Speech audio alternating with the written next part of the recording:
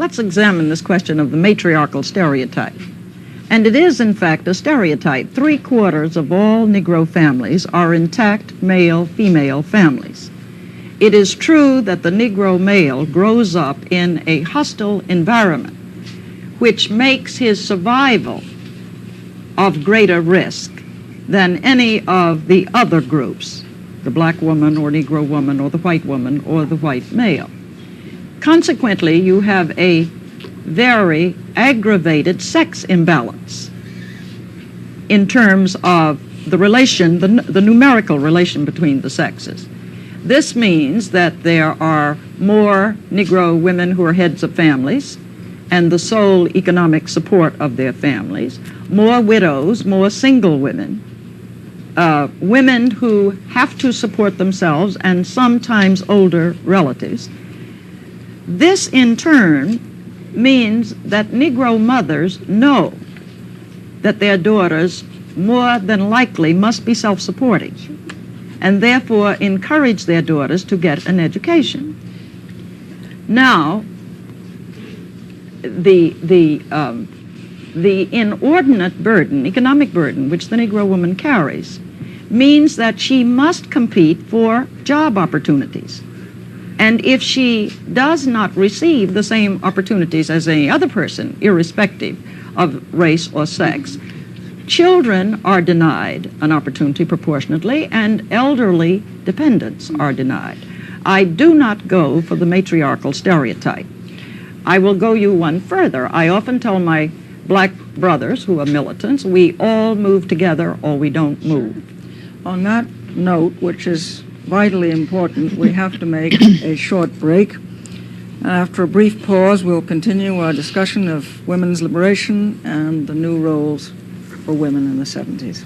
Snakes and snails and puppy dog tails, that's what little boys are made of. Sugar and spice and everything nice, that's what little girls are made of.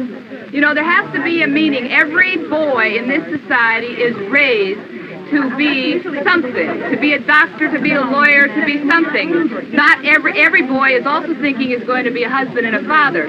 Every girl is raised to be a housewife and a mother. She is not raised to be something other than that. She's always controlled. She's always confined.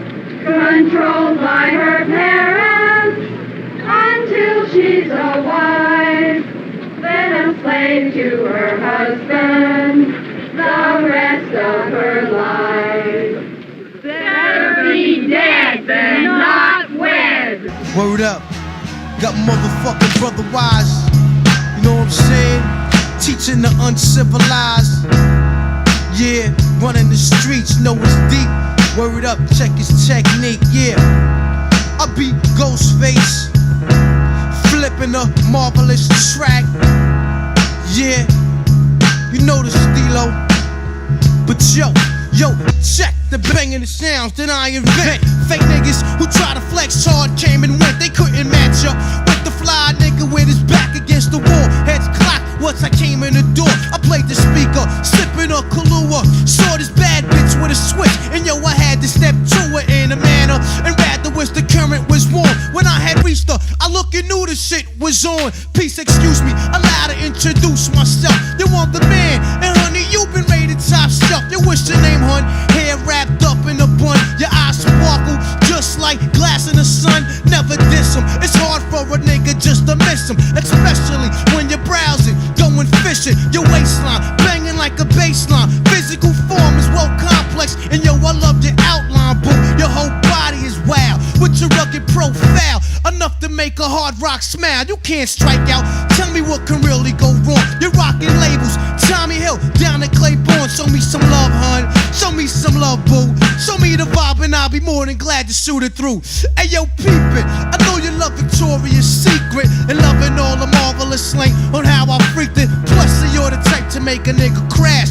Far from trash. Your flesh is way softer than the baby's ass. Your body lotion is the potion. This shit got me open like dust, and yo, your stee is top potent. Yo, we can go the distance. I'll put you under wings.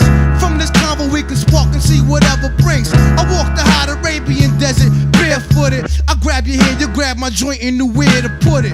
Word up, yo, straight up and down, yo. Check the joint, baby. It be the Wu-Tang production.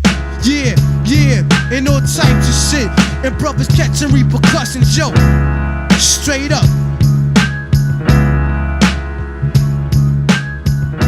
50 years ago, women got the vote.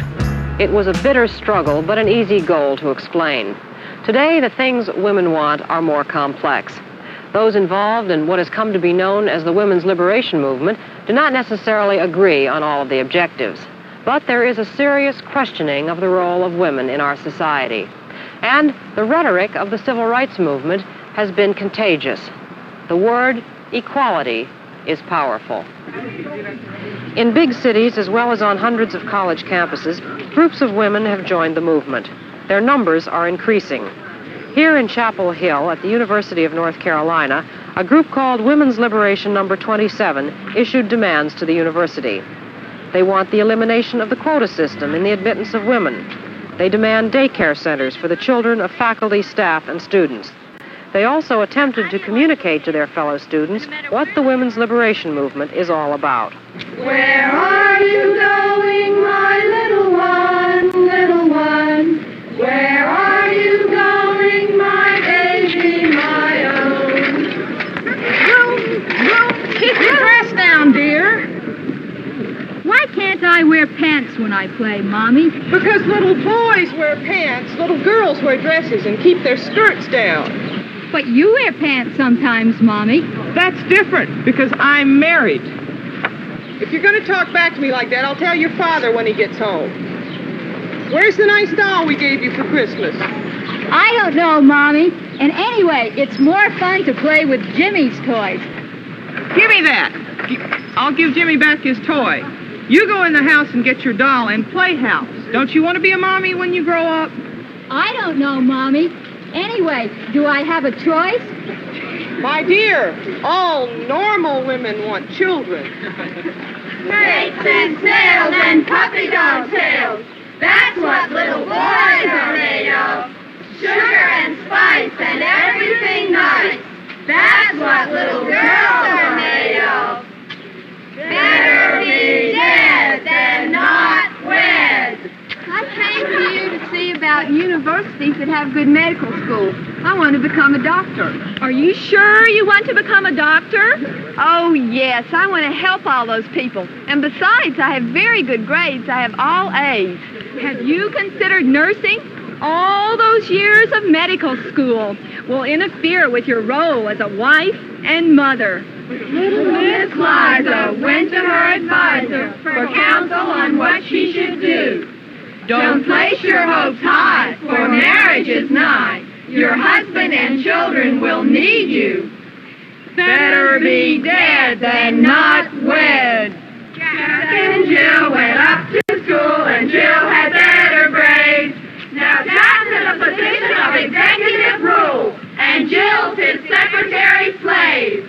What are your qualifications, young lady? Well, I have a master's degree, Can you type? but I have a PhD. Can you take shorthand? But I'm Phi Beta Kappa. How can you make a good cup of coffee? Master's degree, PhD, Phi Beta Kappa T. Can any woman get a job? Oh, where she goes, but can she?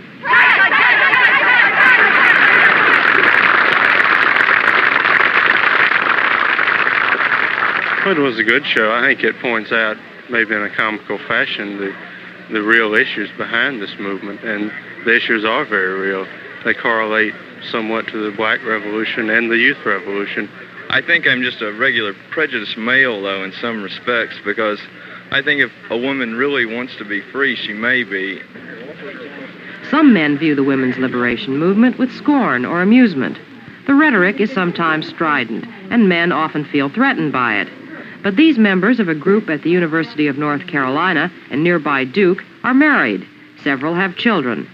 They're militant, but Linda Fisher told me she thinks there's something in the movement for men.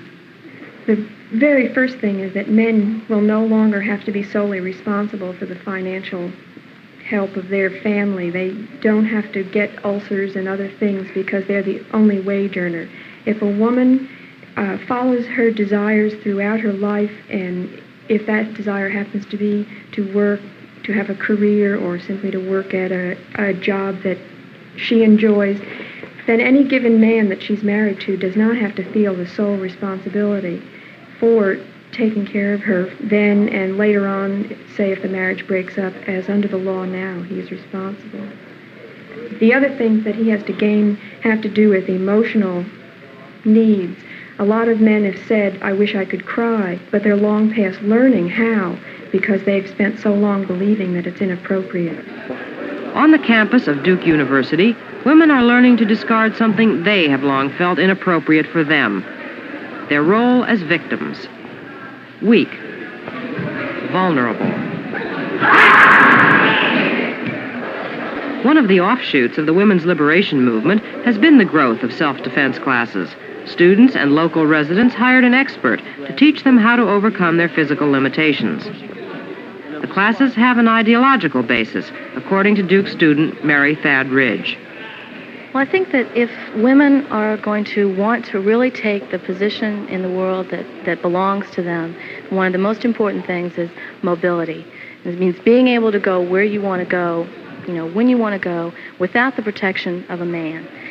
And I think that this means that women should be able to, walk on the streets at night with the same facility that men are able. Now, not only does this mean self-defense for women, certainly it means better lighted streets and police protecting people instead of property. But I think that one of the most important things is a woman's confidence. These young women are finding their confidence in themselves enhanced by such classes. They believe that the helpless, dependent woman of the past no longer has validity in the world today. Women's Liberation with Marlene Sanders continues after this message.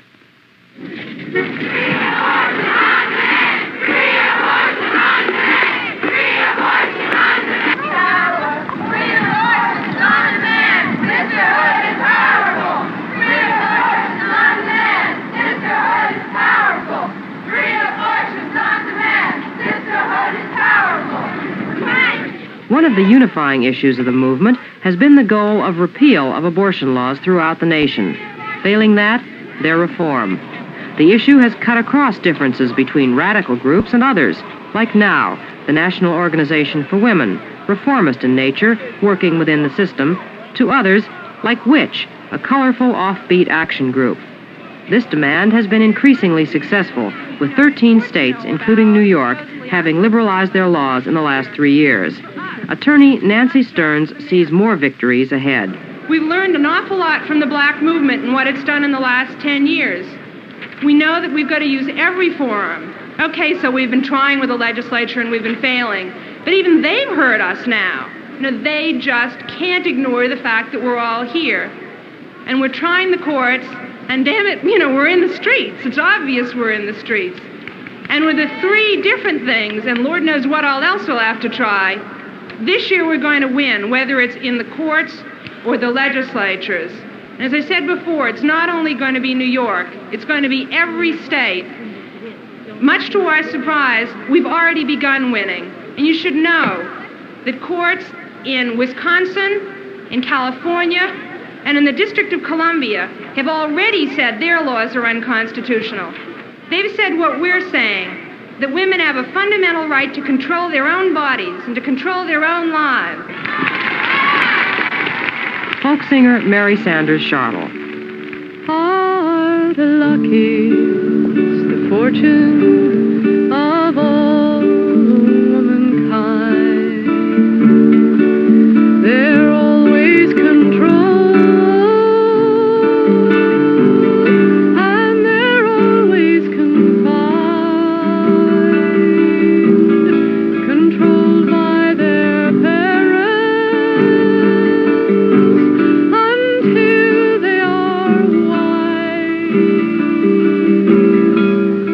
There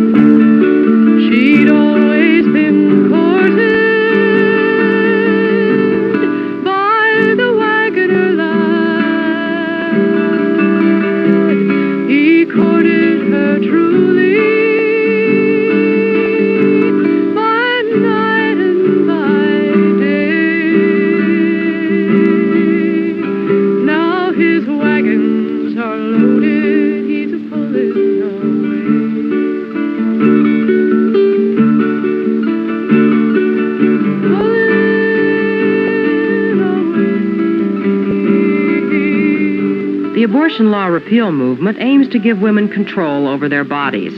Another goal of the movement is for women to be better represented in the mass media by the magazines, advertisers, and televisers who influence both men and women about a woman's role. Earlier this year, a coalition of liberation groups invaded the offices of John Mack Carter, editor of the Ladies' Home Journal. We demand that the Ladies' Home Journal hire a woman editor-in-chief who's in touch with women's real problems and needs. We demand that the magazine use women writers exclusively for all columns. We demand that all sales and advertising personnel be women. I think it'd be ridiculous to have only women working for Ladies' Home Journal. That's not the only qualification required of an editor on this magazine. We demand that the magazine cease to further the exploitation of women by publishing advertisements that degrade women and by publishing ads from companies that exploit women in terms of salary and job discrimination. I don't know. How do you determine that? Pretty easy. It's pretty easy. Here's one. Here's one. Here's one.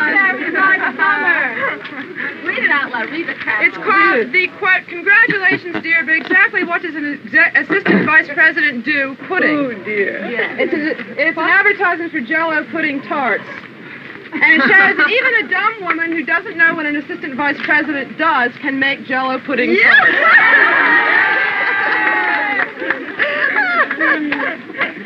There's one. Sorry, dear, I cracked up your car pudding, remember?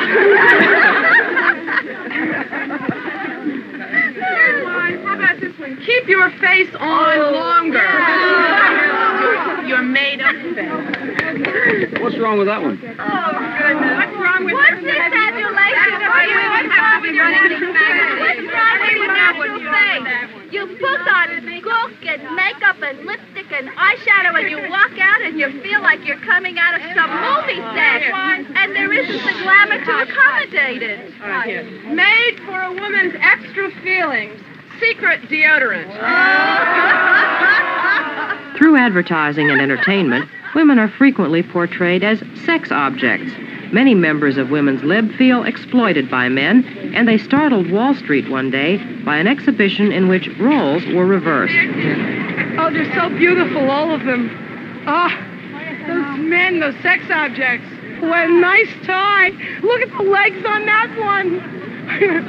I'm so turned on. Sorry, you're beautiful, too. Look at those pants. They just bring out your best. Keep your best leg forward, sweetie. Oh, wow. Sweetie, you're old, but I like you. You're beautiful. Oh, I love gray hair. Makes men so sexy, you have no idea. Hey, how do you like that hat over there? Oh, what a chapeau. How about glasses? I like them with glasses. Oh, you're the strong, silent type. Oh, look at that long hair. Oh, it's a hippie on Wall Street.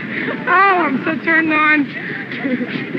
We're trying to point out that we don't, what it feels like to be whistled at, put down constantly sexually every time we walk down the street. We'd like people to understand what it feels like to have someone go all the time and call us names and paw. And they tell us that we're supposed to think that it's a compliment.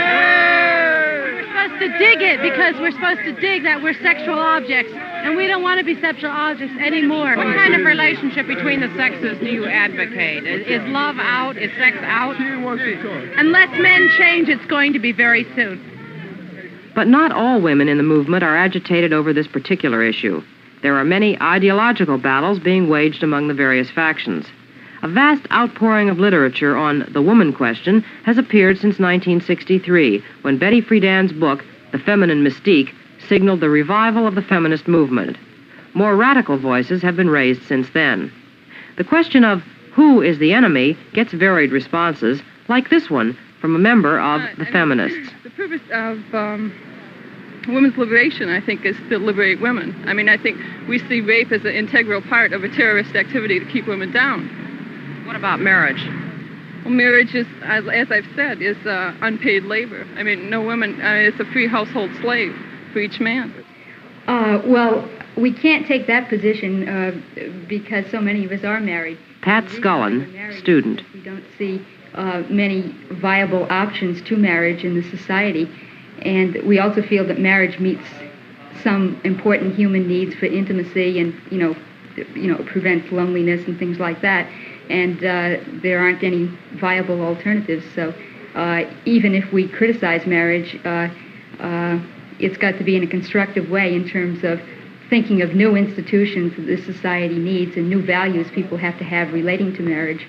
The society itself would have to take major collective responsibility for the care and the rearing of children in the same fashion that they take at least a limited collective responsibility for the education of children today. Mary Alice Waters, editor, The Militant. Provision made for 24-hour daycare, child care centers controlled by the people who use them to make sure that women are able to leave the home, that they aren't tied to their children 24 hours a day. The oppression of women, as I mentioned earlier, is so much tied in to class society. Its roots are so deep, and its history is so deep, that it will take a major social revolution for women to be truly liberated. Strangely enough, I don't think man is the enemy. I think man is a fellow victim. Betty Friedan, author. Man is the fellow victim with women of the bind of half equality we're in now. He's as much oppressed by the burdens and the guilts and the hostilities that are bred by the current sexual definitions and the lack of equal responsibility and equal opportunity challenge that each man and woman has to suffer alone in his or her own family, bedroom, and kitchen, but yet must be solved by whole social and political change. Man's not the enemy. Man may not be the enemy. In fact, man must be an ally if there is to be meaningful change. And one of the vital changes needed is on the job front. Professional women are taking the battle off the streets, away from the campuses, and into Congress and the courts. Women's Liberation with Marlene Sanders continues after this message. I think all of us are aware that some measure of discrimination against women exists at every level of our society. Members of the academic, professional, and business world met recently in New York to form a professional women's caucus. The basic reason? Only 1% of all working women in the United States earn $10,000 a year or more. The median income for full-time women workers in 1968 was $4,500. For a man, $7,500. Women college graduates typically earn $6,700 a year, and men, $12,000. The women listen to social workers, doctors, professors, and lawyers like Doris Sassower. Every woman judge who left the bench in New York State through death or retirement was replaced by a man. This is just one example of a national pattern. In 1950, women lawyers represented 1 in 28 of the total. Now that ratio is down to 1 in 40. More women lawyers than men work in the lower-paying, lower-ranking positions in government and public agencies like the Legal Aid Society. The longer the attorney is out of law school, the percentage of women in these less remunerative jobs rises as men leave for more attractive positions in general or specialized practice. Our international sisters are 50% of the law students in Denmark, not 7% as in the United States. 36% of the lawyers in Russia, not 3% as in America. 25% of the judges in Poland, not 2% as here. We need immediate remedial action to secure for women not just equality before the law, but equality within it. Most people assume that women already have full equality under the law. The 1964 Civil Rights Act banned discrimination on the basis of sex, but discrimination does not end by decree alone. 47 years ago, an equal rights amendment to the Constitution was proposed, but never passed. Senator Birch Bayh was chairman of the most recent hearings on the constitutional amendment, and he told me what it would accomplish. What it would do would be say that everyone is going to be treated the same. It would do the same thing for women as was done for Negroes after the Civil War, when we amended the Constitution and said that no one should have their rights abridged because of race, color, or creed. We would just merely say, or sex. In what ways are women affected by this lack of protection? In California, there's a law that requires women to seek special approval before they can go into a business for themselves. Now, men don't, but women have to. In some states, women cannot own property in their own name. If they're married, they have to have their husband own it for them. In Illinois, for example, a man is no longer a minor at age 18, but a woman has to wait till she's 21. Well, maturity shows us that probably a girl matures a little more rapidly than a young man. At least they ought to reach the age of majority at the same time and not be discriminated against. There are 3 states, as I recall it, Alabama, Mississippi, and South Carolina that I remember, that don't permit women to serve on the juries at all. Now, certainly women are tried for crimes in those states, but their own sex cannot sit on the jury of their peers. These are just a few of the examples. There are a number of examples where women who work are discriminated against.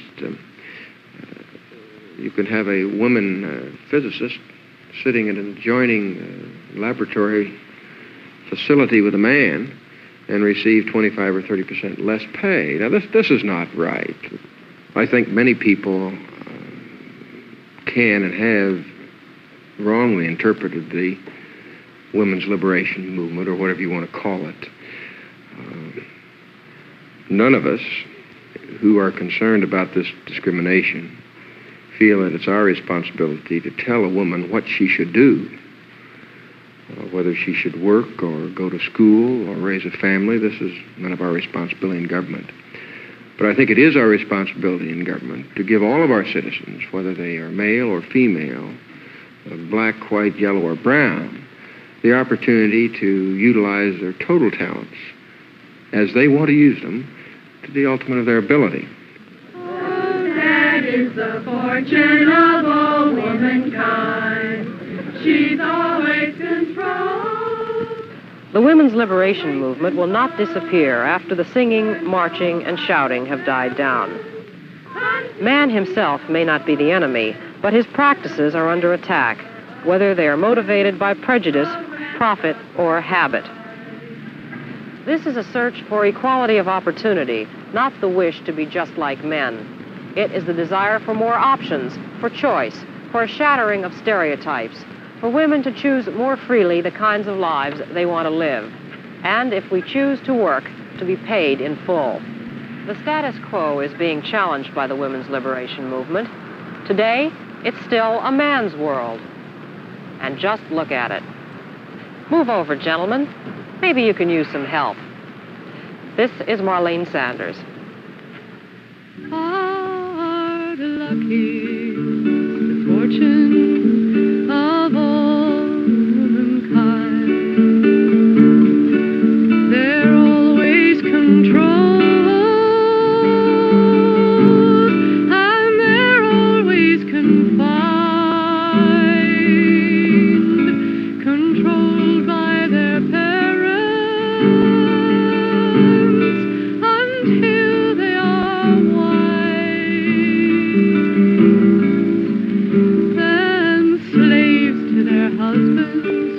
This has been a presentation of ABC.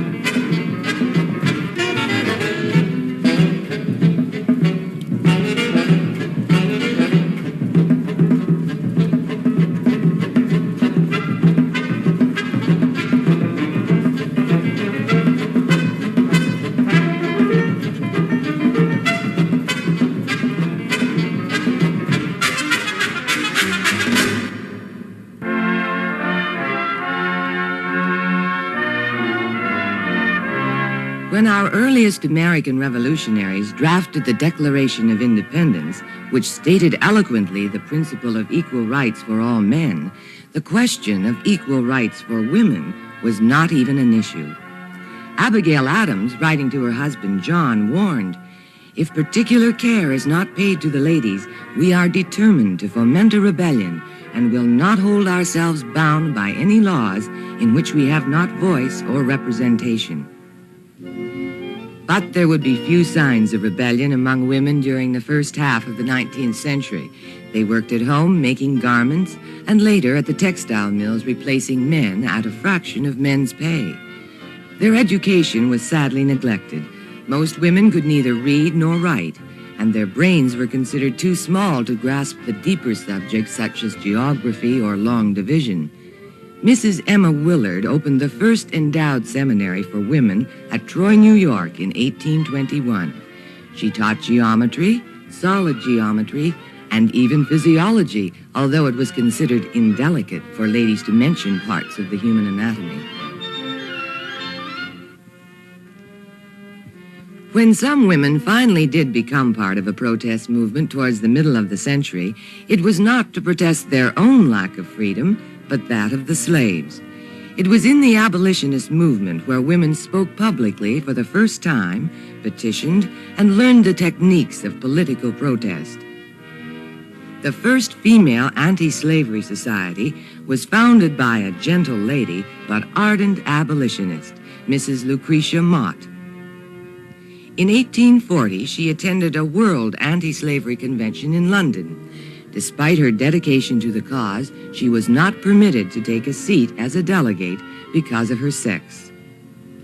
Her colleague, Elizabeth Cady Stanton, wife of an abolitionist leader, also had to sit in the gallery. This experience was a factor which led the two women to organize the Women's Rights Convention at Seneca Falls in 1848. Mrs. Stanton read from her Declaration of Principles, which today signifies the birth of the women's rights movement.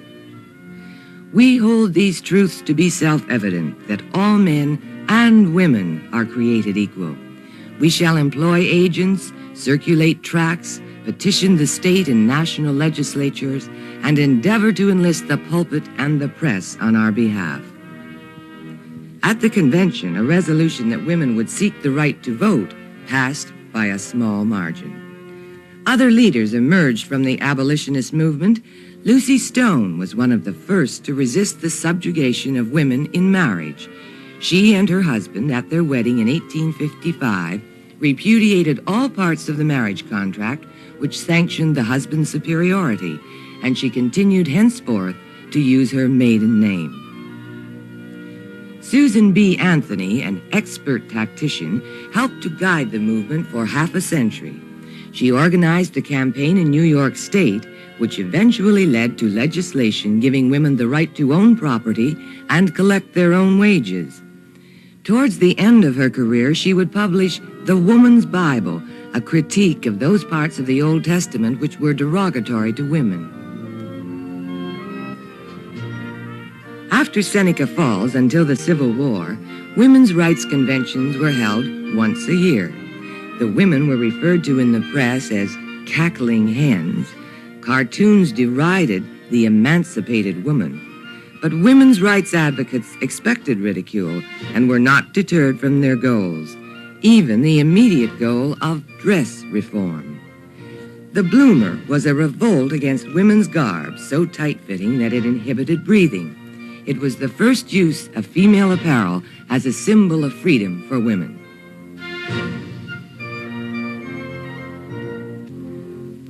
When the Civil War began, women's rights activities came to a halt as thousands of women went to work replacing the men needed for the army, still at much lower pay.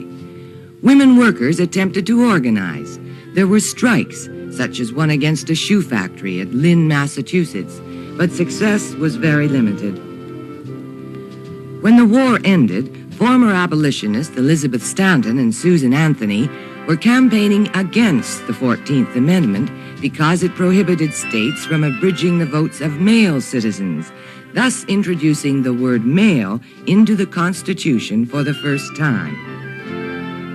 The first victory for women's suffrage took place in the West. Esther Morris, who had crossed the country in a wagon train, won her campaign for the vote in the territory of Wyoming. It was rumored that the legislature passed the bill as a joke on the governor. But it became law, and women voted in Wyoming in 1870. Meanwhile, back east, Victoria Woodhull was now very much on the scene. Ahead of her time in recognizing female sexuality, she advocated free love, also spiritualism and quack healing. In 1872, she withdrew from the movement to run for President of the United States. A factor which enhanced women's efforts to find their proper place in society was the emergence of women's organizations. The Industrial Revolution had led to a domestic revolution. Women now had leisure time to join clubs for the purpose of self-education or to better some of the social conditions which the Industrial Revolution had brought about. 100 years ago, 31 women formed the YWCA of the city of New York, an organization which helped young women living away from home to find quarters and employment. The YWCA offered the first free classes for women in business skills, such as bookkeeping, stenography, and typewriting. Another organization, the Women's Christian Temperance Union, crusaded against the evils of drink. This was an effort to protect legally helpless married women whose husbands squandered the family earnings in the neighborhood saloons. But when Frances Willard, president of the WCTU, associated her organization with women's suffrage, she drew strong opposition to the entire women's movement from the powerful liquor interests. Towards the end of the 19th century, still another type of organization, the settlement house, appeared on the scene. Leaders such as Jane Addams in Chicago and Lillian Wald in New York brought to public attention the plight of women who worked 12 hours a day in sweatshops. In the field of education, the situation had slightly improved. The number of women's colleges had grown and were turning out more graduates. M. Carey Thomas, who had been forced to go to Germany for her Ph.D., became president of Bryn Mawr in 1894 and initiated the first graduate program available for women in the United States. After the turn of the century, there were new leaders, new arguments, and new tactics for women's rights. Charlotte Perkins Gilman, author of Women and Economics, urged women to seek economic independence and not to depend on the earnings of their husbands. She was perhaps the first to advocate child daycare centers. Dr. Anna Howard Shaw, who was both a physician and preacher, became one of the movement's most eloquent orators. She was unsparing in her efforts, speaking in state after state where suffrage campaigns were taking place. Carrie Chapman Catt was a leader in the international movement, campaigning all over the world. At home, she played a principal role in devising the strategy which would eventually bring victory. Alice Paul headed the militant National Woman's Party and organized demonstrations that would be familiar today. Influenced by Mrs. Emmeline Pankhurst and her followers in England, American suffragettes were now willing to use obstructionist tactics and submit to arrest to make their point. Alice Paul led very impressive demonstrations in Washington, D.C., including a massive parade on the very day before Woodrow Wilson's inauguration. Carrie Chapman Catt, who had previously disapproved of these flamboyant tactics, staged parades up Fifth Avenue in the New York campaigns of 1915 and 17. Teachers, factory workers, women in the social register marched side by side. The movement nationwide had momentum. Woodrow Wilson, who had claimed that the matter of women's suffrage had never been brought to his attention, now came out for it.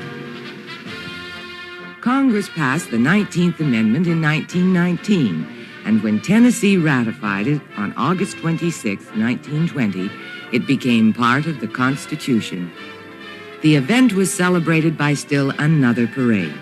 The long campaign for suffrage had lasted 72 years, but its achievement was merely a beginning in the struggle for total equality for women, and that struggle continues.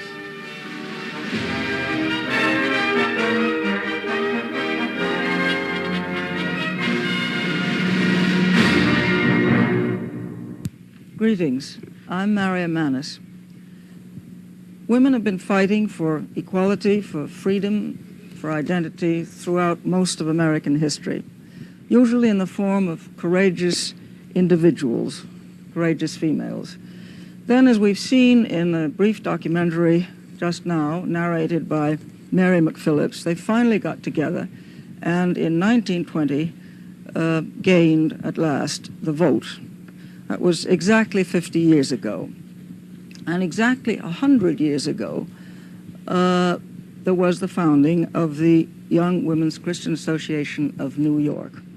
It is to commemorate both these events that we've gathered together this distinguished panel to discuss the tactics and goals of the whole women's liberation movement, to discuss the status of women in American society today, and to go into the future to see what will happen then.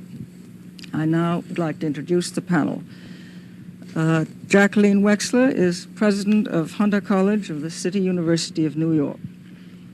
Charlotte Bunch Weeks is a visiting fellow at the Institute for Policy Studies in Washington, D.C., where she is also very active in the women's liberation movement. Dr. Pauli Murray is a visiting professor of American civilization at Brandeis University. She is not visiting, she is a full professor. She was formerly a consultant to the Federal Equal Employment Opportunity Commission and is well known as a pioneer in the field of human rights.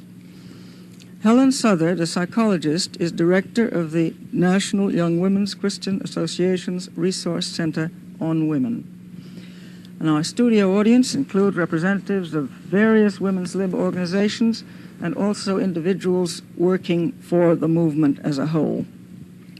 Later in the program, we will invite questions from the floor.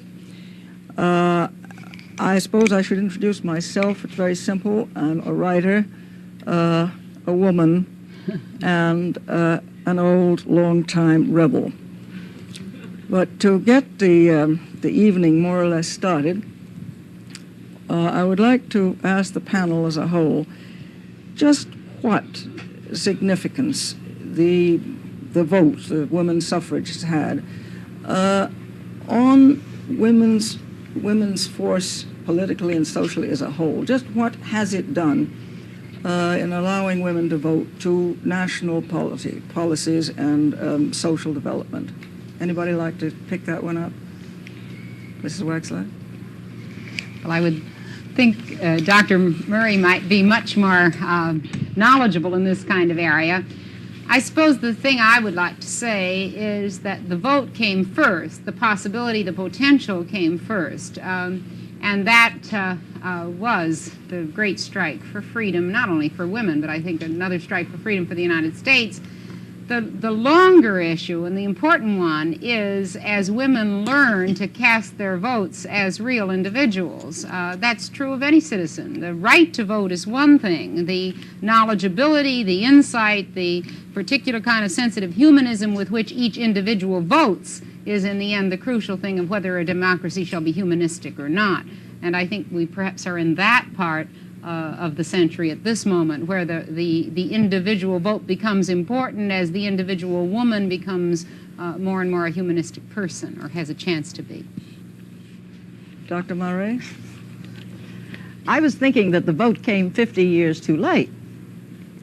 It should have come in 1870 with the 15th Amendment rather than the 19th Amendment.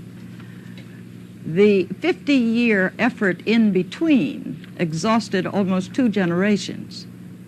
And I think after the 19th Amendment was adopted, you had a kind of exhaustion of the movement. And it took about another generation to begin to gather up steam again. I think it is true that the vote came too late, more than 50 years too late, probably several hundred, if not 1,000 years too late in some perspectives. But I think more importantly for me to understand why the vote itself has not made a major impact on social policy in this country is to understand that the way that the country functions is not entirely in terms of the vote, and that I think the mistake that the women's movement made in the past, which is an understandable mistake from my study of that history, was as the movement became focused on the vote, many of the other important issues that women's movement originally was discussing became lost in the drive for the vote. And in fact, the numerous questions about the family, numerous questions about the images of women in society, a number of other kinds of issues which are equally important to the question of the ballot vote in this country, questions about the economic structure, women's economic power, women's political power is much greater than the question of the vote. And it seems to me that that's what we have to begin to examine to see why the vote itself alone has not made any difference in this country. And I think is equally important to what we talk about for today's programs, that we can't look at the liberation of women as a single dimension. And that was the mistake that our sisters earlier had around the vote, and which we must avoid in our movement today, I think. So that's very well said. I'm going to skip a bit and ask Dr. Murray. Of course, everyone has heard Representative Chisholm's remark that she was more discriminated. 3 times yes. Yes, discriminated against as a woman than as a black. Would you concur? And if so, would you care to, because a lot of people say, now what is really the analogy between the women's and the black revolution? Let's go into that for a while. You know, I'm really a snob, and I like uppercase. So I'm going to use the term Negro because I can be sure that that's uppercase. If I use the term black, it may be lowercase. Thank you. For once, it's clarified. For the youngsters who like black, I use the 2 terms interchangeably. Shirley Chisholm is right. Let me say that the model for the treatment of minority groups and oppressed groups in history has been the treatment of women. I think the position of a Negro woman is even more depressed than the addition of sex discrimination and race discrimination. I think it is the conjunction of these 2 which aggravates the situation. The dominant white male who may be afflicted with racism and or sexism, if clobbered over the head, may yield a little bit on race. And if clobbered a little more, may yield a little bit on sex.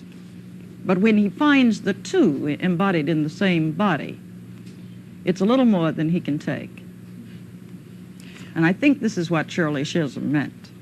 It is certainly what I have experienced. Speaking of the Negro man's attitude towards the Negro woman, you may have followed this a slight discussion in Sesame Street, that marvelous program, and the objections that it was really putting women back in the old role of, particularly from the Negro couple, of the housewife, while the man was the doer. And the answer was, I understand, that this was purposely intended to give the Negro male a sense of pride and accomplishment that he sorely lacked. In other words, to restore his ego. So that he can imitate the male chauvinism of the white male? No, I think that's too simple. I really do think that's too simple. I was interested that you made a distinction which I have not heard Mrs. Chisholm make before, that it is the particular nexus of the Negro discrimination and the woman discrimination in the Negro woman, which you are speaking to. I've never quite heard Mrs. Chisholm put it that way.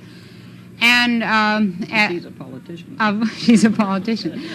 I certainly cannot, in any real empathetic way, understand your particular position, but I have always been a little bit put off by the analogy. My own personal experience is not at all that I have been victimized by that kind of discrimination, though my own personal evolution may be somewhat atypical. But I think there may be an inference in this question that is coming to the fore now about the Negro or the black male and his reaction particularly to the Negro female.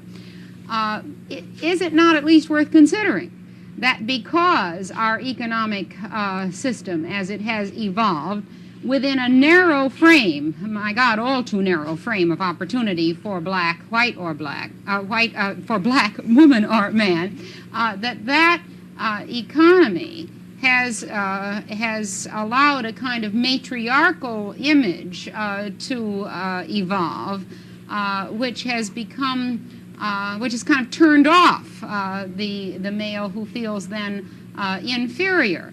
And I have some of the same concerns about some of the tone of the present women's lib thing, which, at the risk of being reactionary, sounds to me a little bit like new chauvinism, which is neo-male in the name of female. Let's examine this question of the matriarchal stereotype. And it is, in fact, a stereotype. 3/4 of all Negro families are intact male-female families. It is true that the Negro male grows up in a hostile environment, which makes his survival of greater risk than any of the other groups, the black woman or Negro woman or the white woman or the white male. Consequently, you have a very aggravated sex imbalance in terms of the relation, the numerical relation between the sexes. This means that there are more Negro women who are heads of families and the sole economic support of their families, more widows, more single women, women who have to support themselves, and sometimes older relatives. This, in turn, means that Negro mothers know that their daughters more than likely must be self-supporting, and therefore encourage their daughters to get an education. Now, the inordinate burden, economic burden, which the Negro woman carries, means that she must compete for job opportunities. And if she does not receive the same opportunities as any other person, irrespective of race or sex, children are denied an opportunity proportionately, and elderly dependents are denied. I do not go for the matriarchal stereotype. I will go you one further. I often tell my black brothers who are militants, we all move together or we don't move. On that note, which is vitally important, we have to make a short break. After a brief pause, we'll continue our discussion of women's liberation and the new roles for women in the 70s. We are going back later into this whole business of stereotypes, but now what I think we should discuss is something very factual and present, to jobs, careers, education. And I'd like to ask Mrs. Southard whether indeed it is not true that to a certain extent we have slipped in the last 20 years in the amount of representation in jobs and in careers, certainly in the upper levels. Well, I think the figures would very definitely corroborate that. I think there definitely has been a slipping in the number of women who are going on, for instance, for graduate degrees. I think at all levels of education there is a slipping back. So I think that one of the jobs of the present day is to give some motivation to young people so that they can see some of the options other than copping out in one way or another.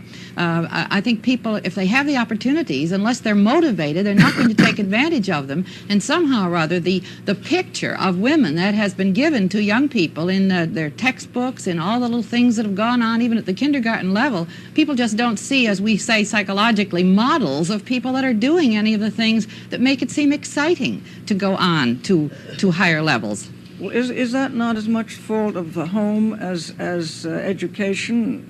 I think it's very definitely the fault of the home. I think we need much more work, and that's why one of the things like the YWCA is trying to do is to meet with groups of women, young women who are going to be parents. I think if people take on the obligation of having children today, we're much more aware of the responsibility. It isn't only the physical care of the child, it isn't only the emotional care. We've talked a lot about that, but it is the having children come into the world realizing what it means to be a little girl or a little boy in our society. So it definitely is a large part of the function of the home. But if I could add quickly, I don't think a child has to be in the home 24 hours a day in order to get this thing that I'm speaking of. And I think our whole society needs 24-hour daycare, so that not that every child should be away for 24 hours, but so that children can supplement the kind of education and upbringing that the home provides. Well, we're going to go into that in depth shortly, but I'd just like to go into the whole business of, you talk about motivation of the young women. I keep constantly hearing, as some of you may, that even in the most radical leftist groups, the girls are the sort of the servants or the submissive leaflet carriers and so forth. Do they really want to work in the job market? They, of course, is a big term, but you see an awful lot of young people. Are the girls all that anxious to achieve a certain work excellence? Well, one of the things I think we have to establish at the beginning of any discussion, whether it be of men or of women, is that one cannot generalize about human beings. And I think there are some girls who are desperately eager to go on and be somebody, educationally, professionally. And I think there are others who are quite happy to be shackled, to be dependent, to have no other goal in life other than to be a sex object. Yeah, but now, come on, why do you have to say shackled when you say dependent? If your whole first notion, if your first cry is one for options and for a wide range of models and options to be given to young women, then I'm totally with you. I want to take that, curve if it's looked like this and been only one kind of role, and I want to stretch it way out, so that women of all ages have both the opportunity psychically and situationally to make choices within a very wide range. But what really puts me off is the new kind of zealotry, which in trying to bring the model out is really trying to make everybody have massive guilt feelings if they don't go over to this narrow straight. I'd like to go back. It may be a matter of semantics, but it seems to me that when one is utterly and completely dependent upon another person, more or less through one's life, one does carry shackles in my vocabulary. But this does not mean that we don't all need people at some stages in our life, or that we're going to be absolutely able to do everything on our own. But I think we have to bring up children to be free in this world, to be able to take responsibility and make decisions for themselves, and in the process, they need to come very close in human relationships, and some of them are dependent relationships. So I think it's a semantic thing. We're all finding very frustrating.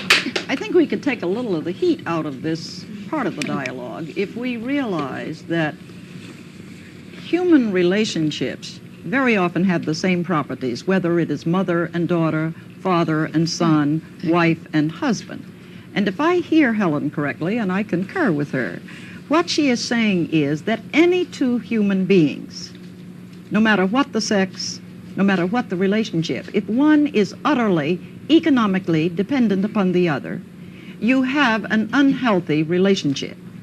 One is symbiotically attached to the other. The one who is dominant, either economically or otherwise, is also enslaved because of the responsibility. I have seen this in parents, elderly parents, and unmarried children. And I have seen it in wife and husband. I think the question of options means that women ought to have the opportunity and ought to be encouraged to be autonomous human beings, irrespective of whether they are single or married or have children or do not have children. Could I say that some people, I think, marry because each of them has sort of similar lacks, and they're hoping through this relationship to bring together something that often cannot happen because they did not have this opportunity before they entered into this agreement to be whole persons able to make some decisions. I'm in complete agreement with that. I think there's a whole dimension that this conversation is missing, which I would like to talk about. And I feel that the implication is, especially the way you talked about young people, that this was an individual phenomena or an individual solution. I disagree with that wholeheartedly. I think it's a socio-political phenomena that the whole thing that's happening to young people, that's happened to my life, is not a separate individual problem. I understand very well I was on the course of a career. I could have proceeded with that career. It was very clear to me what the university expected, what all the sort of things to do to be a career, and I would have been amongst the exceptional women who were accepted with a certain amount of room to move, very limited, but a certain amount. I think the phenomena of my generation is that we understand that that was meaningless, that for me to pursue that as an individual woman was not a meaningful thing to do with my life. I looked around me, I saw women being miserable, both women who had made it and had to fight so hard, as well as women who felt that they didn't have an opportunity. And I think that that's a much more important dimension to the question of opportunity and options, that the reason for the question of opportunity and options is not simply their existence, but what is the whole society about in which they exist.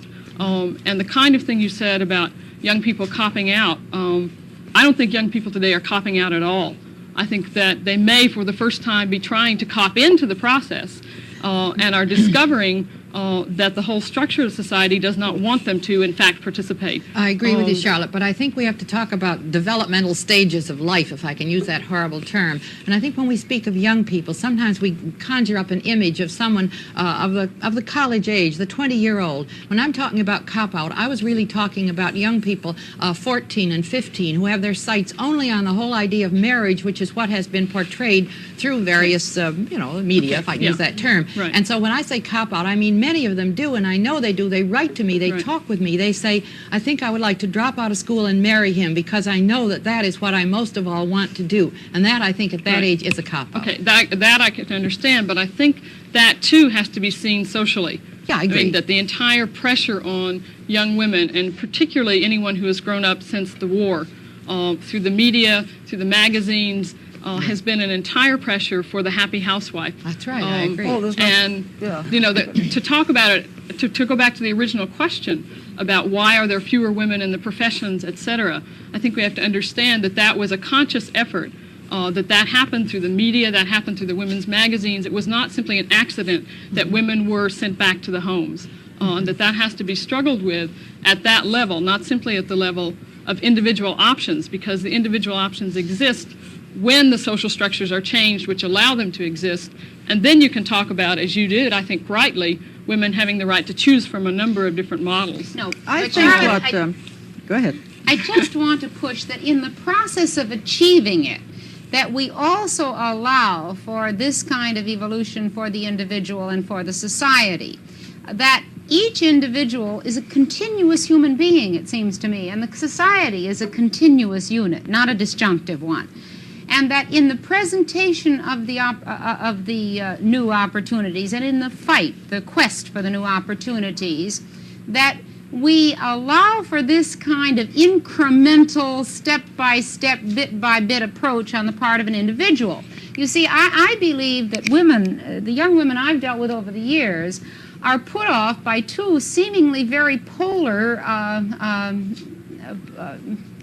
problems to them. One is, indeed, the male chauvinist world.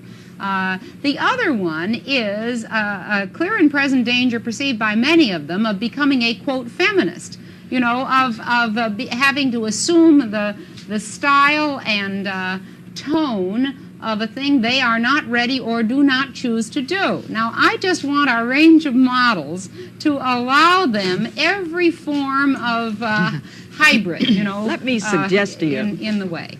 Let me suggest to you that the most deadly feminists are the quietest, most feminine, most unassuming, and underneath most furious. I think I must concur with Charlotte here for the reason I think that what she has not said, she has not labeled it, I think that we are dealing with what I would call institutional sexism. That from the time the child is born, sometimes impersonal social forces, institutional forces, are compelling that child to go into a certain mold. In the topic of our discussion today, it is male and female. In another context, it would be white or black. And I would have to dissent from the notion, do girls or do women really want to perform in terms of excellence?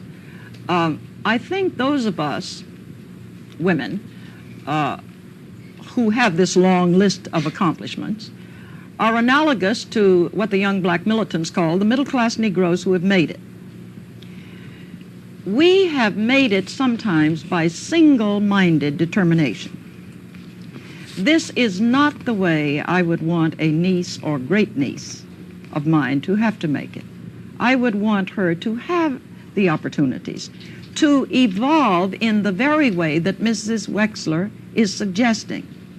What I do suggest is that we are in the middle, right in the midst of a human rights revolution. Racial groups, women, homosexuals, the aged, the handicapped, and I could go down, the poor. In a revolution, it is not so neat and tidy. There comes a time when we cannot sit on the sidelines. We have to take a stand. And we have to say that even with all of the untidiness, sometimes the obscenity, sometimes the repulsiveness of the individual actors in the revolution, we are nevertheless obligated to get in there and pitch. Now, I submit, if the so-called middle-class women who have made it, who have the long lists of accomplishments, got in there and began to change the society, we would very quickly have the young people moving more nearly in our direction, rather than in taking the more extreme position. Could I add something to Polly? I don't think that women as a group, if we can say as a group, and men too, have ever really considered some of the implications of the things for which we stand and the things that we are working for today. I don't think we really have thought through the family of the future, the man-woman relations of the future. I think we are naive at this point. We're talking about wanting this change, but we don't know what's going to happen to lifestyles. And I think a great many women, it's not the matter of only of getting out and fighting for these things that we want, but I think we have to have much more thought, because I think family life is going to be radically changed in the future. And so all kinds of human relationships. You may want to wait on that one, but let's go right into that as soon as this brief pause is over.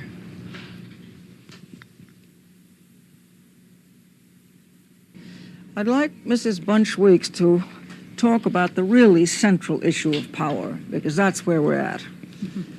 Get your teeth into it. Well, I think, first of all, in terms of power, that the kind of way I would describe what we're up against is a male supremacist society, which is a society in which power is institutionally held in white males, in which all of the institutions are under that control. And I think that that's the kind of situation in which one of the things that the media has done, which I think is very important to understand, is to focus the way that women's liberation has talked about male chauvinist attitudes, but not to, in fact, pick up on the basic institutional questions that we have talked about. The whole bra burner image, which I don't object to, but which has been picked up in a way in order to avoid the institutional question, which is male power or male supremacy or white male power, as I would see it. And I think that that's the most basic challenge that women's liberation has to get to. All of our institutions are totally controlled in that way. And I would just like to link that with what we were on before, because I think that the question of feminists or the question of an extremist view is in fact the question of what is necessary to break the stranglehold of a white male supremacist society, which is to in fact take a very strong view about women's power, and that's what feminism for me means. I think we have to be very careful that feminism was made over by male historians to make us afraid of the question of women's power, because in fact the feminists of an earlier century were very strong women who sought power, and that is in fact a function of our society to disengage us, to separate us from our sisters who were seeking power before, and that in that sense it was an extremist view then that women should vote. And when we talk about an extremist view, in my mind, that is a view that women are going to have to not ask for but demand and take power and control in many institutions in this society because of the kind I could link that to too many things, so I won't go into that. But the kinds of directions that society is going in terms of the war, in terms of racism, in terms of imperialism throughout the world, I really think that a women's movement is responsible not only for getting our own opportunities in education, et cetera, which we need, but is responsible for redirecting a society that is controlled in that way. Well, but that's too much, so someone else should Now go I ahead. think we're really back to where we started on the meaning of the vote. That it's now that we've got the franchise, and perhaps we can leave that big question behind. That the issue is on the substance position we take on vote after vote. My own reading of the future of this society is whether or not there is any chance that at the turn of the century the federal budget will be in inverse ratio to its present position on domestic and military spending. Now, you know, if one could take those issues one at a time, we've skirted them. Equal employment, but equal employment not just for men and women, the kind of employment that will address the society, the substance questions of the aging, of dignity for every citizen, of education for every citizen over a long period of time. If women could be in the forefront, women as persons can be in the forefront of those substance moves, they may or may not be women's moves. It will be human moves. I want to be involved in the human condition. I think that's really the whole point, that women will have to be in the decision-making apparatus of this whole country. By that, I mean the cabinet, the highest posts in government. Let's be very concrete about it. I hope to live to see a woman who is qualified President of the United States. I hope to live to see 3, 4, 5 women on the Supreme Court.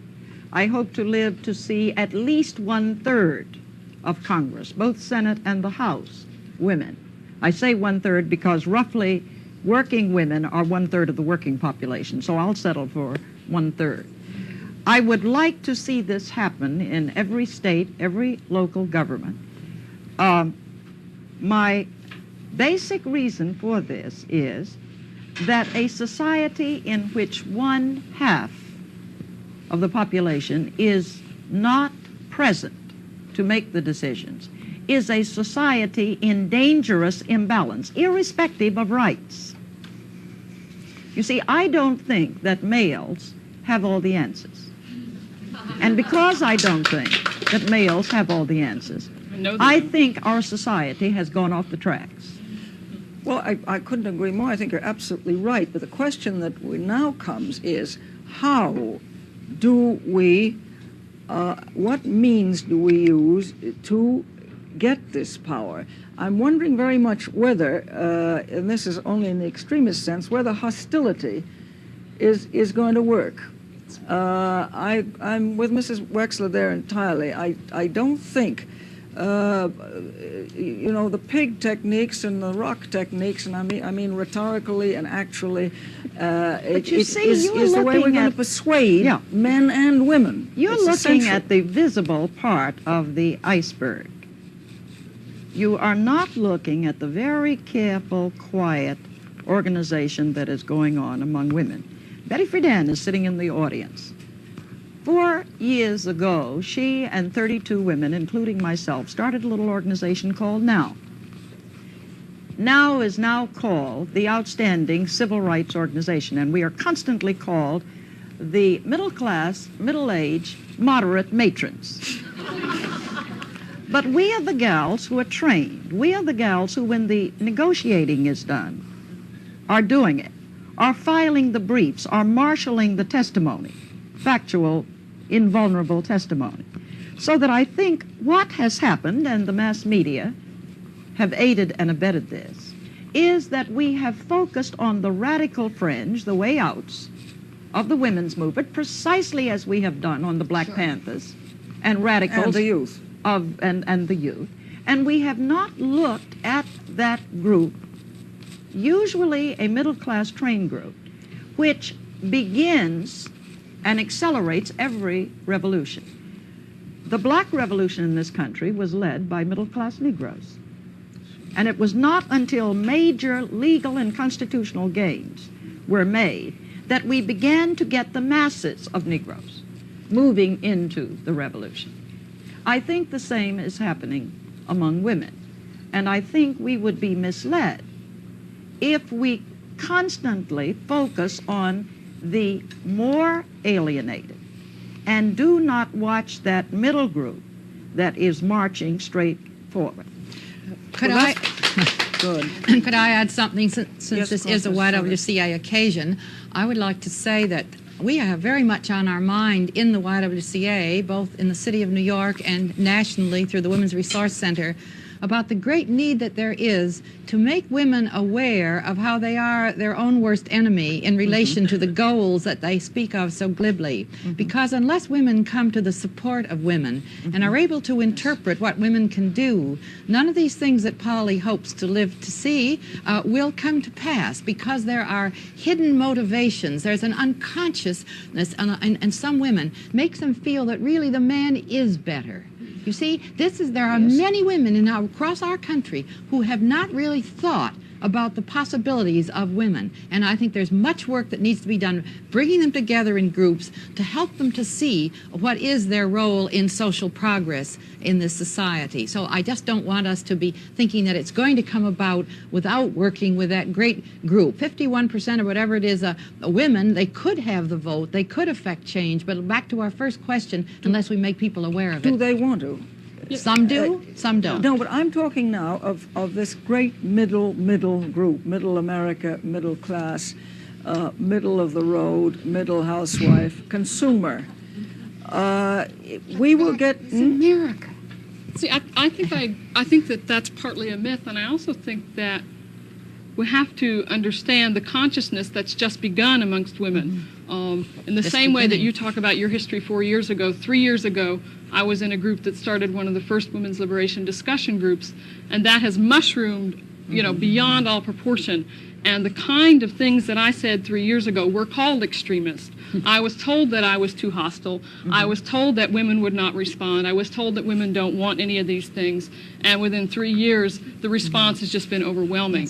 And I think this is the kind of phenomena that's going on. I agree that it certainly does not mean that all of the women have responded, but to see it in a historical perspective, what has begun over the past 5 years is, in my mind, phenomenal. And I think that that's kind of the way we have to view what is beginning. But I also want to put that also with the question of power and the kind of question of whether you get power by being hostile. I think to put the emphasis on hostility is the wrong focus. The question is that no power structure throughout the history of the world has ever willingly given up power. There has never been a power structure and a person in power who willingly gave that up. And we cannot assume that the white male power structure of this country, which is primarily ruling the world, is any more willing to give up its power without a fight. And it seems to me that we can argue a lot about the tactics of that fight, and I'm willing to go into a lot of discussion about what tactics win, etc. But my basic assumption is no one gives up power without a fight, and that women have got to fight in that same way for what they want. Well, let me suggest this about hostility. I don't think it is necessarily hostility against individuals always, except that little individual who's standing there blocking your way. I don't think it's an accident that people are so angry today in the movement, either women or Negroes or blacks. What happens is that when you attack a system, it will make certain superficial concessions, and a few people will benefit. But when you train your sights on the very foundation of that system, Negroes are demanding the end of racism. Women are demanding the end of sexism. Racism and sexism are built into the core of the United States. Right. There is a very real question as to whether we can perform surgery without losing the patient. When you do this, you are getting hostility from the establishment, from the status quo. And you would be even greater than the man some of us follow if you did not become hostile and angry in return. No, I understand that because obviously I think we all do, that there is an immense resistance to change. And that none of these things that we want, you want, most of us want, can happen without overall radical social change. It's not just it's a human revolution. That's right. And I also think it must concern the liberation of men. I don't think I mean seriously, that I think the whole industrial complex here is draining the life out of out of men, or the humanity, technology too, so that we're all in it together. And what I hope we'll still have time to discuss how to do this. What changes really will have to come about in the family, in work habits and everything, in order that we can loosen this one grip, male white grip. I think this might be as good a place as any to let the station If it were in break. Africa, it would be male black grip. What we'll also do is to throw this open to, I'm sure, a champing audience after the station break. We are now throwing this mighty subject, and it is mighty, over to the studio audience. And I believe we have a first question. Yes, my name is Lucy Ann Goldberg, and I am national chairman of an organization called the Pussycat League. I'd like to direct a question to Dr. Murray, because she did say that she was one of the, and indeed she is one of the founding members of this revolution, which is a revolution and is now a movement. I would like to know, Doctor, what you feel can be done, if indeed you feel anything should be done, about counteracting some of the violent hostility that the excesses of the liberation are causing. By that I mean the terrible resistance that is building up to the extremist side that has gotten the attention. It depends upon how much influence, i.e. power, you have on the mass media. It is the mass media that spotlights the hostility. The movement is still so small that unless the mass media picked up the so-called excesses, they wouldn't even make a drop in the pail. But the mass media do not pick up the solid kinds of performance that the people who are working within the system are doing. Do you feel that there is going to be a concerted effort by the more sane women's organizations, liberation organizations, to do something about this? Let's not use such judgments about sane. I think you're very sane and your group is. Yes, but sane people don't always get very far. We may thank the young militants for having called attention to this problem. They have made the noise. I sometimes call them the commandos. And we come along as the troops. But for the bra burners, we would never have made the front page of the New York Times. What will happen when the media, the editors across the country and the newsrooms and the television stations are completely fed up and find no more news value to bra burnings and marches? Well, I would hope that by that time, we so-called sane women would be exercising our power. There are all kinds of things that a highly organized group of people can do. They can make their impact felt by boycotting, by simply not buying a magazine, or by carrying on more direct action. Thank you. Could I just add one little comment? I think the most important thing I would want to add is that the way in which hostility and violence and so forth is ended is when change comes. Right. And that, in fact, the cause of hostility and violence is the hostility and violence and the lack of change. So that if you want to focus on how to reach our human desire, we have to focus on how to bring the changes which make it unnecessary to have that kind of anger and rage in existence. We have another question waiting in the wings.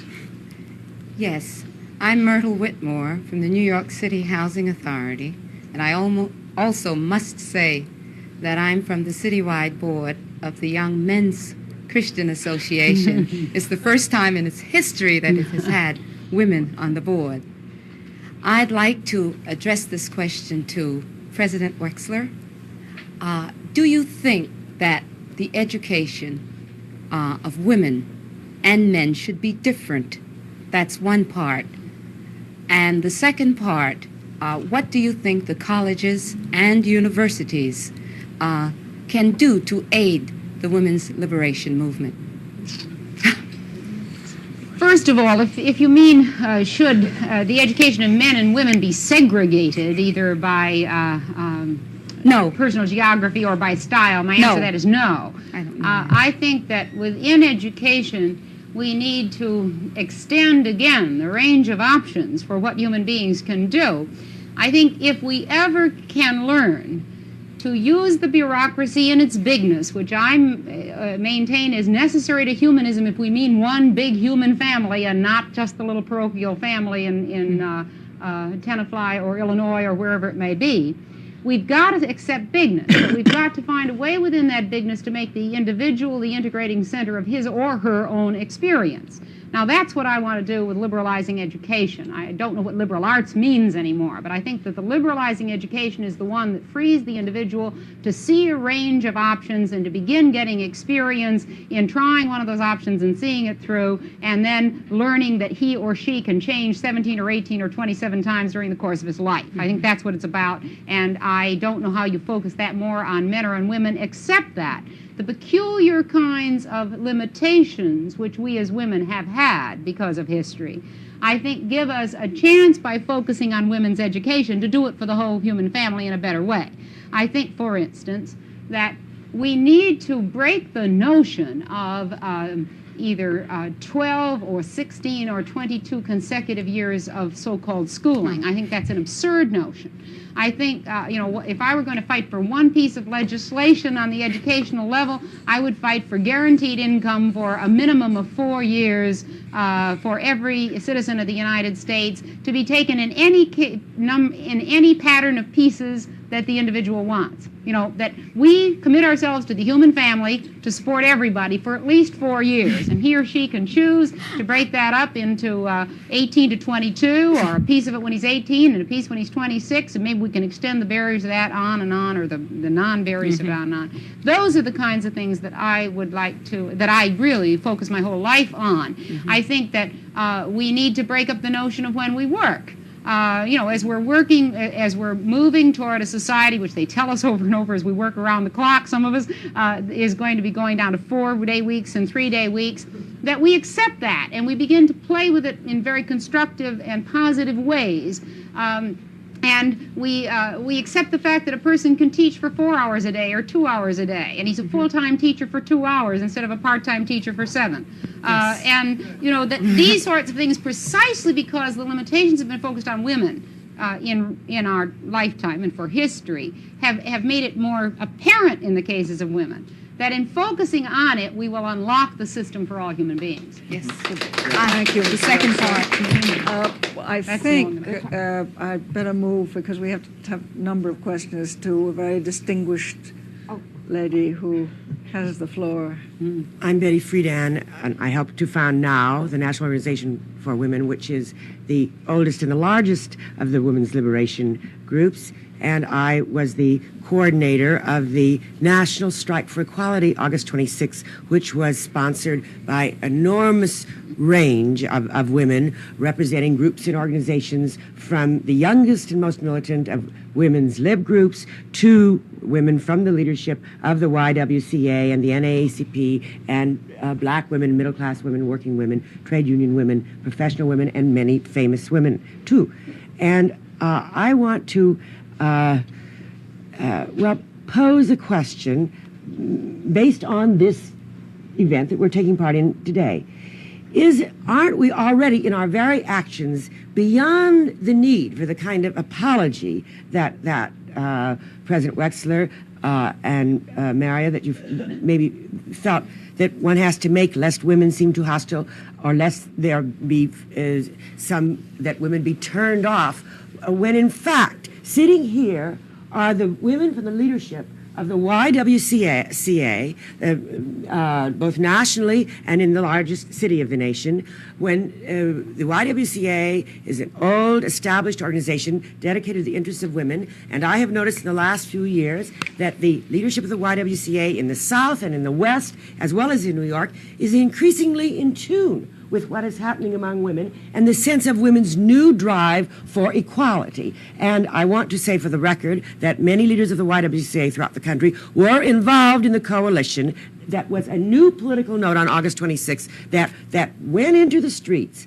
on behalf of the demands for full equality for women in education opportunity, in job opportunity, for 24-hour child care centers, and for the right to free abortion on demand. Now, I would say that if, in fact, such a political coalition is possible, that if, in fact, women, black women, white women, across the lines of generation, of class, of race, of establishment and anti-establishment, can indeed unite, as they seem to be united here, in spite of some of our stylistic differences, and as they were visibly united on August 26th in their action, need it take 50 years or even 5 for us to get the kind of power that has been talked about here. In other words, not the power that we shall rule the world and put men down, because that's not what I think any of us want, but that we shall get somewhere near 50% of the decision-making power in commensurate with our numbers in the population in the Senate, in the Congress, and in the educational institutions and in employment. And if in getting this, we won't indeed restructure this whole society. And I'd like to put this question to any or all of you. Well, may I field that just for a moment? I just want to clear up one point. I don't think any of us were apologizing for anything. Speaking for myself, I'm a great believer in the art of persuasion. And I don't think that you can persuade by insulting. And I don't think you can persuade by rejecting.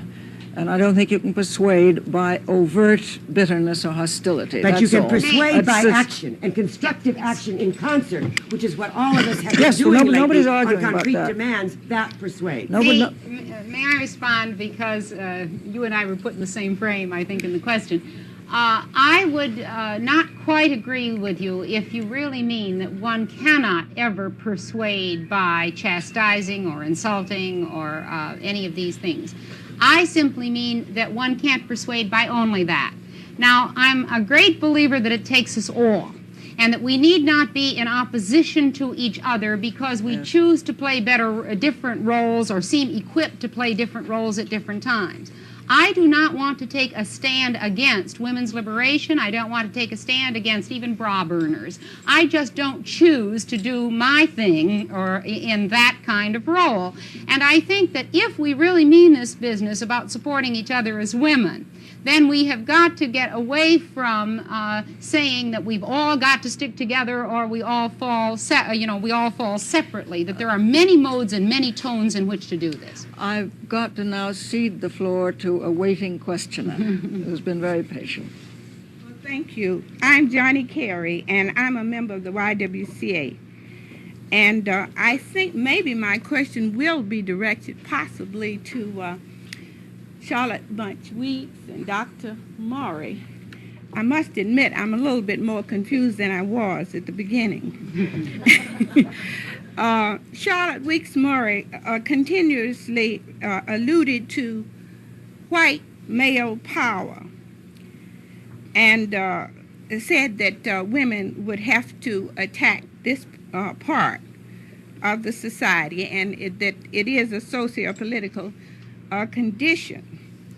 Now, the black male doesn't have power, and so I want to have her response to what role the black woman can play in the liberation movement, and how will this aid the black male? Would you like a consecutive answer from both of us? You have joined us together, you know. I'm not choosy, just clarify. We haven't got very much time, You so want me to say perhaps one of you had better answer it. I don't think we are going to solve the question of racism until we solve the question of sexism, or until both are solved simultaneously. So that women's liberation, after many years of struggling with race liberations, women's liberation has become, in a sense, for me personally, a priority. The black male, like the black female, will not be liberated until we have a free society. It seems to me obvious by now that a 10% minority, even if it were 100% organized, in the economic and to some degree political and social powerlessness that Negroes have in this country today, cannot bring about a successful revolution, or I would prefer to say a successful transformation of society. The very weight of numbers and the very pervasiveness of the female presence, which cannot possibly be segregated, holds out, it seems to me, potential hope for a successful transformation of the political structures. And I think as this happens, as more women move into the movement for the liberation of women, there will be black women, Indian women, Puerto Rican women, all moving together and also with one eye on the liberation of the ethnic group to which they belong. I'm sorry, Dr. Murray, but we do have to pause just for a moment, and we can come right back to... I think I just about finished it. Come back to the other questioner. Before we go to the next questioner, Mrs. Buntwick would very much like to address herself briefly to the last question. I think the really important question for the black movement and the women's movement together is to work together in such a way that we do not allow our equally legitimate revolutions and demands to be posed in opposition to each other, and that there will be a very strong tendency at times upon the part of the white male establishment to in fact pit us against each other in a way that makes us fight each other instead of fighting together. And it seems to me that as women, we have to always remember that our problem is not with the black male, but in fact with the situation that has been set up for him. And we must hope that the black movement will recognize that we white women have an equal revolution and we must work together. And it seems to me that we as women have to set that tone in order that we are not pitted against the black movement, which would be a tragic mistake in my mind. Thank you. Now we'll go on to the next question. My name is Doris Clark. For many years, I was Chief Probation Officer of the New York City Magistrates Courts. And since my retirement, I've been serving as a member of the board of the YWCA. Looking forward to the day that Dr.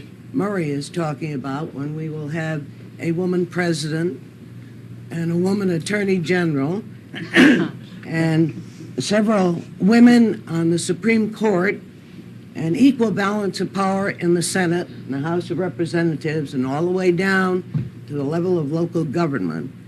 I wonder if any of you ladies on the panel feel that you are convinced that there is a potential in woman power that would actually enable a woman president of the United States to give us the humanist society that Professor Wexler wants to see. The potential of a woman attorney general who would tackle the terrific problem of organized crime and the mafia. The potential of women senators who would legislate the kind of laws we need. And the potential of women congressmen who would give us the kind of society that we idealistically say we want. Can we persuade people that giving women that kind of power, they would be able to bring about that kind of change? Anybody want to answer this? Can we persuade women to give women that kind of power? Yes. But what makes you feel that a woman in power is necessarily going to be free to escape the dog-eat-dog philosophy that men are subjected to and the political dealing that men in power are subjected to? Since we are presently out of power, we can almost dictate the terms by which we will come into power. we can reject much of what I consider to be the horse trading which men have fallen into. The one fatal error would be for women to imitate men in the uses of power. The one thing that the Black Revolution has taught us is that a group is seeking its own means of expressing itself. I would hope women, having lain fallow for 2,000 years, would see some of the errors which a male-dominated society has made and would reject those and attempt to find new ethical forms in the development of that society. I don't think it's so much that we need new ethical forms, is that we need the implication of the ethical forms that we boast are our philosophy of approach, but are never observed. Could I make a comment at this point? What I think we're driving at is equal collaboration. It isn't a question of women taking over entire power. It's a sharing power. Also, I cannot believe, considering the state the world is in, that even though we couldn't do much better, we could do any worse. I just want to add, I think that what was said here is very important to that, which is that women's power will not be any different if the forms by which people take power in this country and control people's lives illegitimately are not changed at the same time, and that women have to be changing those forms at the same time that we are demanding power. Right. And that would be the difference. Afraid we have to move now to our next questioner. My name is Betsy Smith, and I'm also a representative of the YWCA. And I'm also presupposing a liberated future for women. And I throw this question open to anybody on the panel. How do we deal with the enormous male ego as qualified women inevitably take away some of the jobs that are now being held by not so qualified men? I would love to hit that one. Yes, you may. If we really believe that merit should be the basis for climbing the ladder, then obviously men of inferior performance are going to go down the drain. Men of superior performance will not be in any way affected. As a matter of fact, they may even be enhanced. Now, this is simply too bad. But people fail bar examinations every day. They fail civil service examinations every day. Men will know more failures than they have in the past. Could I add to that? It seems to me that in the early rearing of the children, as we said earlier, it's terribly important that one builds some kind of a good self-image in a child. If we don't feel right about ourselves, we're never going to be able to sit in any seat of power. And this begins very early, much earlier than many of us are thinking of. We talk about at a certain point, but it has to be very, very early. I'm terribly sorry, but we have time for only one more question. I would like to address my question to Mrs. Southard. If the Woman's Equality Amendment is passed, what will be the basic changes in the status of women? I think that's too large a question to answer in a short amount of time. If I could say that I think the future holds many changes in the lifestyles of women. I think that there are going to be many, many things quite different, because when we really push the whole concept of equality and equity to its furthest degree, we're going to find that women in their domestic relationships, in their household chores, women in the job world are going to have to really get out and face things. And I think many women are ready to do that. I think equality is going to make equal rights for men and women in the true sense of the word is going to mean many changes in our whole concept of child support. It's going to make a whole lot of differences in the whole matter of what it means to be a sexual partner with a male, not a piece of property, not one who has no control, as is true in some states, over a person's money and so forth, but it's going to be a whole rethinking of what it means to be a human being acting on one's own. And I don't think that anybody, even the legal experts, with all respect for Polly and others, have all of the answers, because much of this at this point I think has to be speculation as to what's going to happen, particularly in relation to the family, and there are going to be many changes in state laws. Thank you. Just 1 minute, I'm afraid, for our last question. I'm Carol Taylor, and I am a member of the Women's Unit of the Governor's Office. My question, I noticed on August 26th, the Women's Strike for Equality, there were about 20,000 women who marched down Fifth Avenue. And yesterday, I attended the opening of the New York City Commission on Human Rights hearings, concerned with women's role in contemporary America. And there couldn't have been any more than 60 women there. My question is, how do you persuade women to become involved constructively rather than dramatically marching down Fifth Avenue in large numbers? Well, yes, go ahead. And then very, very briefly, if you can. I'm not sure that you mean to say, or if you do mean to say, I must dissent, rather than. Well, in addition to. In addition to, marching down Fifth Avenue made women visible and united and said something to the power structure of this United States.